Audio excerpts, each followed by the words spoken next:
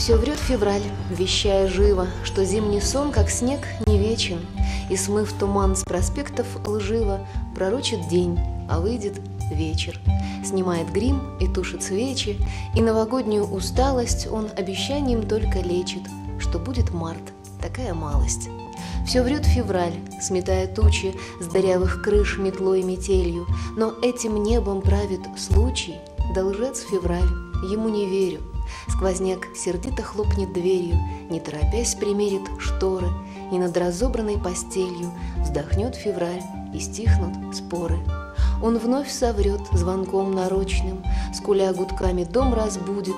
Февраль грустит и знает точно, что веселей уже не будет, но за молчание не осудят и за характер зимний склочный, его обманутые будни, его простуженные ночи.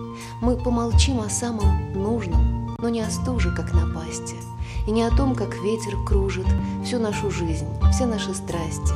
Февраль, конечно, странной масти, и нынче он бесстыдно долог, но верить в март должно быть счастье, и этим счастьем он мне дорог.